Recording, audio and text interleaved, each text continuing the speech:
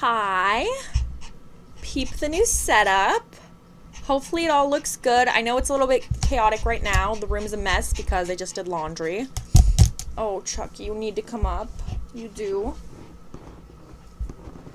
It's stormy right now. I don't know if you can tell from the audio, but you can definitely tell from Tuxer's reactions. He's a little bit spooked out. So he's probably going to be on my lap squidging around, which is going to be difficult because I don't really have a proper setup for the laptop yet. And I do need it at the moment for audio and also for the script. But let's get started. Oh yeah, I have a new intro also. I'm Imogen, and let's get curious.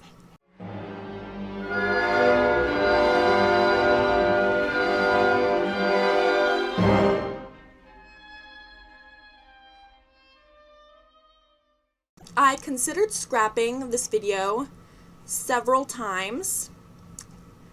I planned for this video to be a simple reading vlog, and I started filming way back in January. Currently, as of filming, it is April 8th. And then I fell into the worst reading slump that I've probably ever been in, and I owe it in large part to this video. I was not having fun reading any of these books. I didn't want to read these books. I was so sick and tired of reading these books. And I tried, I really tried to get through these books in a timely manner to have this video out at the end of January, and I just couldn't do it. These books made me so unmotivated to read that so far I've only read 26 books in the 120 some odd days that have been in this year so far. I didn't do the math, that could be way off. But I was like, I'm not having a good time. I just didn't want to read anything because I didn't want to read these books. You know, I made it through all 3 books, and I just considered not doing the video.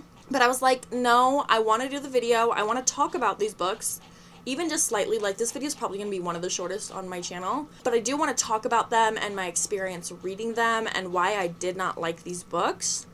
So, with all that build up, let's discuss. I'm going to be reading a lot off of this because I just don't have it in me to try and come up with coherent thoughts on the fly. I wanted to make a video that was variations on theme or reading different adaptations of one work. And luckily for me, I had 3 books that fit that theme. The books were 1984 by George Orwell, 1Q84 by Haruki Murakami, and Julia, a retelling of 1984 by Sandra Newman. Sandra Newman. Oh, I'm going to mess that up. Oh, I know I'm going to mess that up. 1984 is, of course, the classic by George Orwell, and that's what I would base the rest of the books on. 1Q84 is by Haruki Murakami, who is a famous surrealist novelist. And this book is a surreal romance, which falls in line mainly with what Murakami writes. And it's 1,100 pages long, or at least the edition that I have is 1,100 pages long. And then Julia is a pretty straightforward retelling of 1984 from the perspective of the character Julia. So I will just head off the discussion by saying I only liked one of the books, and I only finished 2 of them.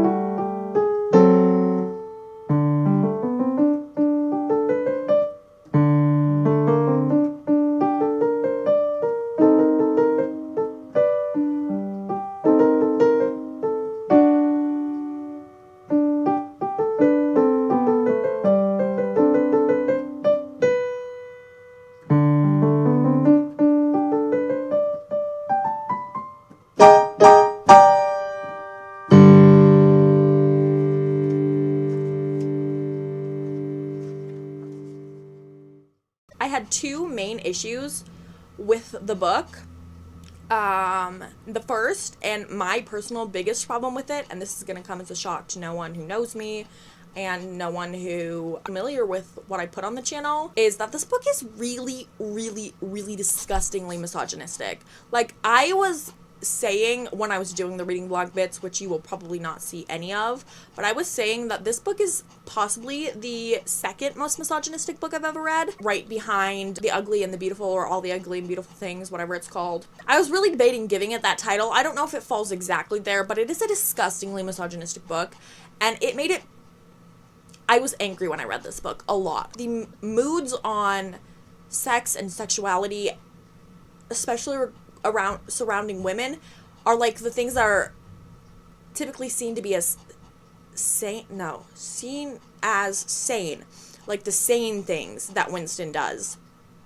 And that to me was really disgusting, how he talked about Julia when he thought she was a member of the she is a member of the anti-sex league, but he thought she was celibate, and how he wanted to rape her and defile her. And that was obviously disgusting, and that's not only my main issue with it, but it's just how every character, every woman, is just a prop for Winston to express some sort of misogynistic ideal on. Julia obviously being the sexual object that he owns and he says he loves, but he doesn't love her. He loves what she represents. And then there's this other character who recurs. It's this washerwoman. And he talks about how she's past her prime and how her beauty is in regards to how she appeals to a man. And I'm like, it's not anything that I'm interested in reading. And you're like, oh, but it's from a different time, and it doesn't matter. It really does not matter that it was from a different time.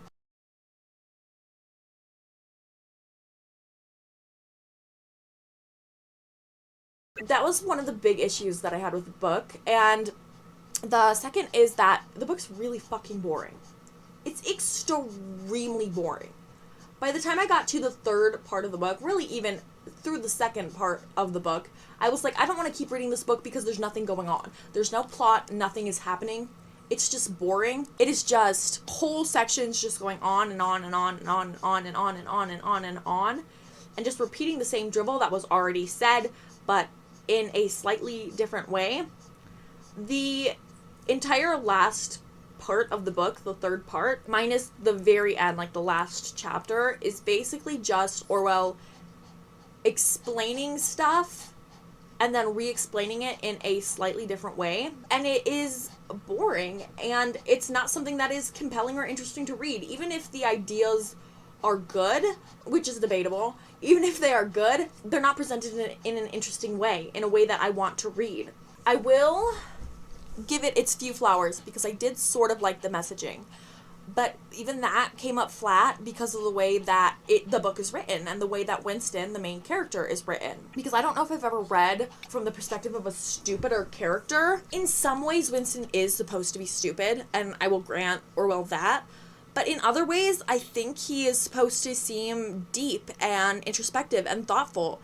And that didn't come to me in any way like that was what was actually happening. It just seemed like this was an idiot guy who was an idiot, who didn't really think about anything. So a lot of the messaging that Orwell was trying to present in the book was just... it fell flat because the book is boring and it's not written well.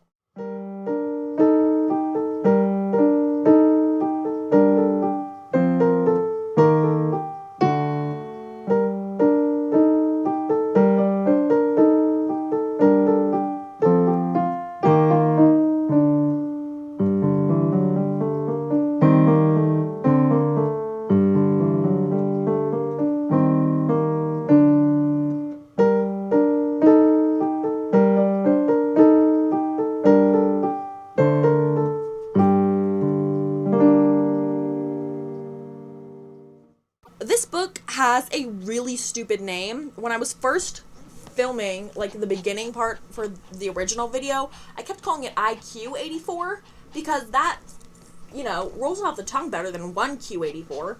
It also has the same issues that 1984 does. It's sexist and it's boring.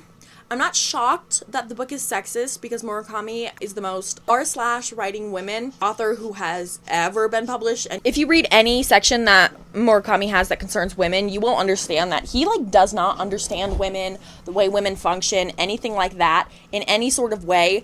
He just writes what he thinks a woman should be like in this platonic ideal of a woman. And that's what basically every positive female character is in his book. In his books, plural. He has many. So I was not really all that shocked that it was so misogynistic. I mean, it was more misogynistic than I was expecting, which was a surprise because I did read Kafka on the Shore and I was like, wow, this book is really misogynistic. But I was shocked at how uninteresting I found this book.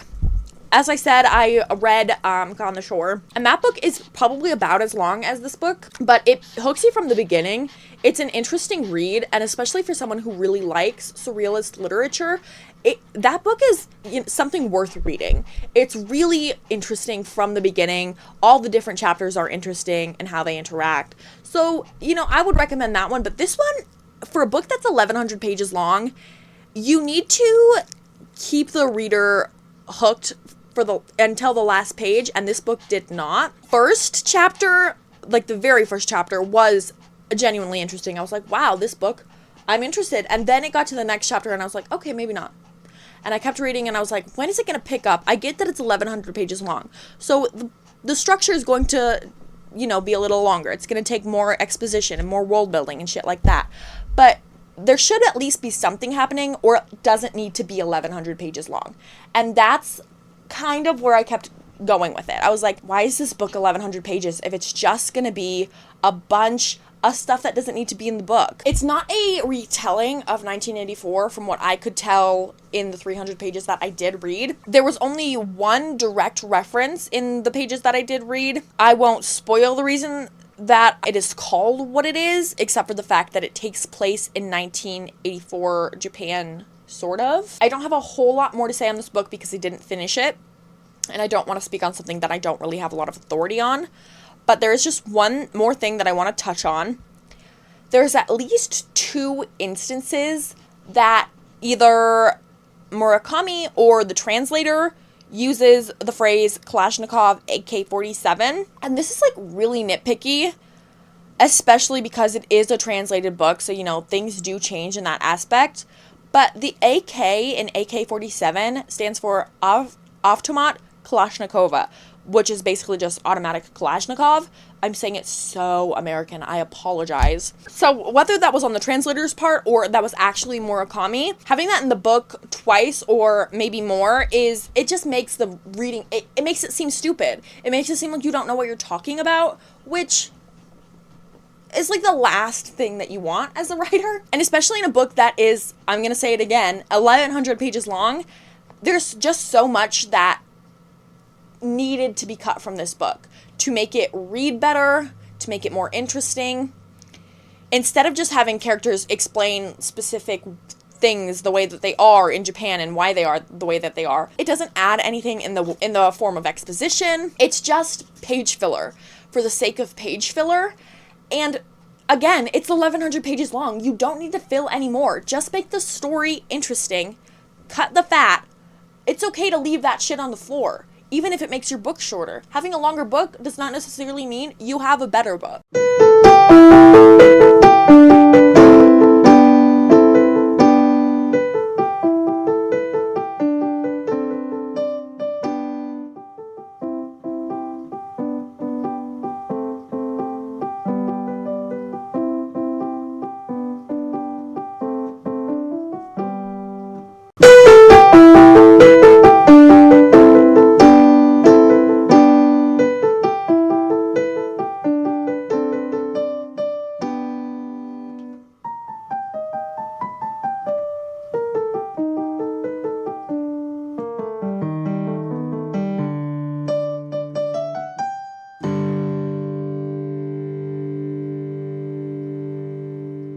I saved the best for last for you and for me, apparently. For reference, it took me 2 months to finish 1984, a month to DNF IQ84, 1Q84, see, stupid name, and 2 days to read Julia. This book only suffers one of the two sins that the last two books did, but instead of that being an apparent reflection of the author's view on women, it's a pointed dig at the misogyny of the original novel. So up until chapter 11, which is still part 1 in this book, it's again, like 1984, separated into 3 parts. Up until chapter 11, it was a pretty standard retelling of 1984, only it gave insight to the disgusting misogyny and also just a look into the mind of Julia, who, like I said in the review of 1984, was basically just a prop character to move Winston further along, and it's not like Winston was really a 3-dimensional character either, but I digress. And it spins things that the original novel did not, because it actually tells a story and gives depth to many characters, not just Julia. I love how this book makes fun of Winston and his stupidity. I also like how it didn't stray too far from the original characterization of Julia, because yes, it makes her more rounded, more developed, and admits to her actual cleverness, which 1984 just spits in your face and is like, no, she's not smart because she's a woman. Even though she knows all these things that Winston doesn't, she's a woman, remember? So she's not clever. Oh, silly you. It's repeated several times in the book that Julia doesn't want to think. She's happy with the party. She doesn't want to think about the party. She's like, just as long as I can do what I need to do within the bounds of the party, I'm fine with the party the way it is. I don't need things to change. She doesn't really care about that. She doesn't want to think about it, which I liked because it kept with the original way that Julia was in 1984, in that she didn't care about what the party was doing. She just wanted to further herself, which was one of my favorite parts about the original 1984 as well. I liked that the ending of this book really seals it as a great book. After the second part, it departs greatly from the original work, adds new plot arcs, or just, a plot in general. I won't talk too much about it because this is a really phenomenal read, and it makes an original IP, in my opinion, much, much better. Not only is it more interesting and better written, I also think Newman expresses Orwell's ideas in a more coherent way by actually telling a story instead of just writing the ideas for the characters to express. Newman is able to give a concrete presence to the ideas that Orwell was positing. I don't think it's a perfect read. I gave it 4 stars. The beginning dragged a bit, and I think that's in part because it was sticking very closely to the original IP. But if you do like feminist lit and you like classic lit and you enjoyed the original 1984, I would say pick this one up. You'll probably like it. I think it's a good enough read, and it tells Orwell's own story better than he did. There, I said it. That is all I have for you today for this video that I finally finished. If you liked the video, go ahead and like the video. You can subscribe. You can leave me a comment. You can do none of those things. You can do all of those things. If you want more from me, you can follow my Goodreads. You can follow my Letterboxd. You can follow my Substack. You could even pay me for a subscription over on my Substack if you wanted. And that's all I have for you. All right, peace.